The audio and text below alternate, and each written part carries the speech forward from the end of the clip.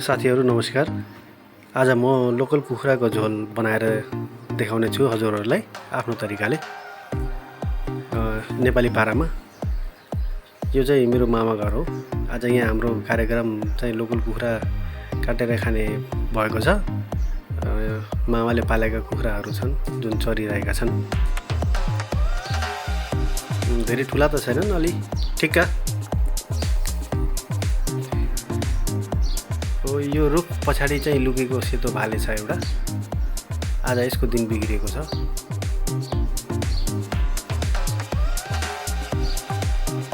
यो चाहिँ मामा घरको गार्डन सिडी। उहाँ सफाइमा व्यस्त लिन हुनुहुन्छ। उहाँ चाहिँ मेरो माइजू।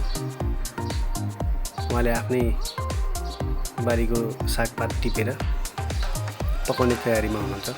अनि म पनि अब पानी तताएर रेडी छ।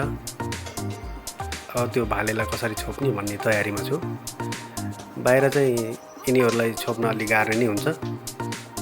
धेरै नै बाठा हुन्छन् कुखुरा। यिनलाई बिस्तारै खोरमा हुल्ने।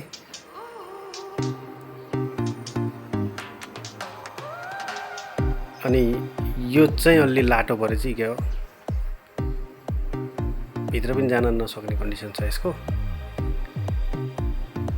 अहिले तेरो टाइम छैन,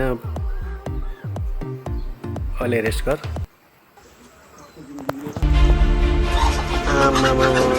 आज त यसको पो दिन बिग्रियो। यसको आयो यसलाई चाहिँ आज सराप्पा झोल बनाएर त गइस कान्छा, आज गइस। ल पानी पनि तातेर रेडी अवस्थामा छ। यसलाई चाहिँ अब निप्टाएर तातो पानीमा चोबलेर यसको बुत्ला सबै सफा गर्ने। अनि रहेका चाहिँ अलिकन मसिना बुत्लाहरू हुन्छन्, त्यसलाई चाहिँ आगोको चुलो भएदेखि त्यसमा चाहिँ राम्रोसँग हुन्थ्यो। यो चाहिँ ग्यासमा मैले चाहिँ अलिअलि पोलिरहेको छु। के भयो यो त गए चाहिँ के लुलो भएको छ त, कथेरा यता कथेरा उता गर्छ त। यसरी चाहिँ पोल्ने। बजेका ठेटा ठुटी यसो हेरेर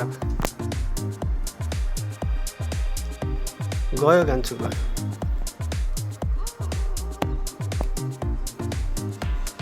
सिरुपाते खुकुरी भने जस्तै यसको शिर चाहिँ सिरुपाते रातो नै रहेछ।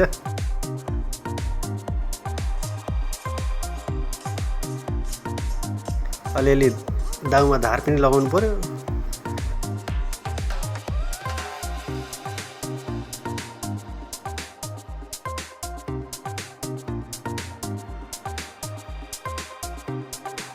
यसो विचार गरिरहेको छु,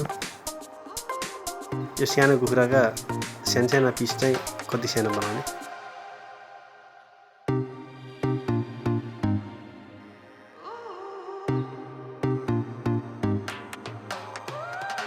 अलि फराकिलो भएदेखि सहज हुन्थ्यो।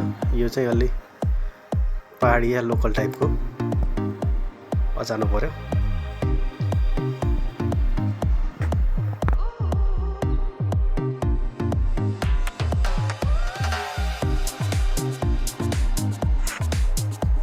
यसले पनि थाहा हुन्छ कि भाले चाहिँ अलि जिन्ने के हो।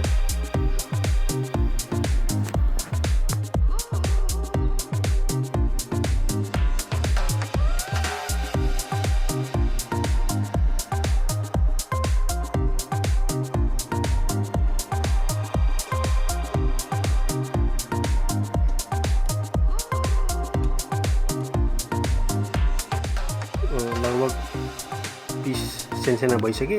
पन्जा काटौँ भनेको पहिला आफ्नै पन्जा ट्राई गरौँ भन्दै आफ्नै पन्जा त किन ट्राई गर्ने र कुखुराकै पन्जा ट्राई गरौँ।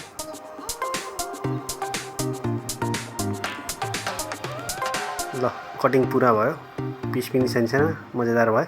अब चाहिँ प्याज काट्ने पालो। मेरो आडामा उहाँ चाहिँ मेरो मामा कृष्णबहादुर जी। भान्जा तपाईँले बनाएको चाहिँ साह्रै मिठो हुन्छ भनिराख्नु भएको छ।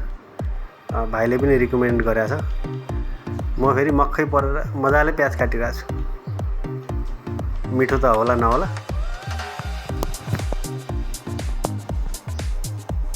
तर मिठै होला। प्याज खुर्सानी टमाटर काटेर रेडी पार्नु पर्यो। कराई पनि बसालिसकेको छु। अब मैले चाहिँ तोरीको तेलमै पकाउँछु प्राय। यसमा अरू कुनै मसला यताउता केही पनि राख्ने होइन। हामी सिम्पल चाहिँ घराइसी पाराले धेरै मसला केही नहालिकन सिम्पल पाराले पकाउने भन्ने सोचमा छौँ।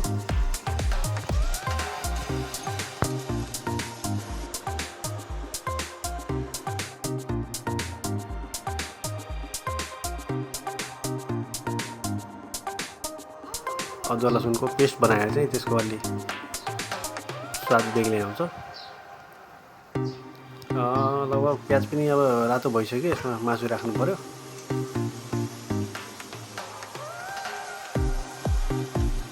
यसमा नुन बेसार मात्रै राखेका छौँ। त्यसले गर्दाखेरि कलर चाहिँ अलि पहेँलो पहेँलो आएको छ। यो चाहिँ हाम्रो एकदमै ट्रेड लोकल गाउँघरको बेसार हो। त्यसले गर्दाखेरि अलि बढी नै पहेँलो देखिएको छ। कलर त राम्रै लाग्छ पहेँलो। अब यसमा चाहिँ अदुवा लसुनको पेस्ट पनि राखौँ। उता मासुले भुट्दै मासुले पनि पानी छोडेको छ। यता बोल्दा बोल्दै मेरो पनि मुख रसाएर मुखभरि पानी आएको छ। अब यसमा चाहिँ टमाटर पनि राखौँ र केही छिनको लागि चाहिँ ढाकिदिउँ, जसले टमाटर मजाले गलोस्। टमाटर पनि गलिसकेछ। अब यसलाई चाहिँ अलिकन केही बेर सुक्खा भुटौँ। केही बेर चाहिँ यसलाई मजाले यस्तै नै चलाइराखौँ। यसमा आएको चाहिँ अलिकन त्यो पानी चाहिँ अलि सुकोस्, मजाले भुटियोस्। लोकल कुखुरा चाहिँ अलि बेर नै पकाउनु पर्ने हुन्छ। यो ब्रोइलर कुखुरा जस्तो छिटो पाक्दैन। पाकेर यो सुक्खा सुक्खा हुन लाग्यो। अब यसमा चाहिँ यो जिरा, धनियाँ, हरियो खुर्सानी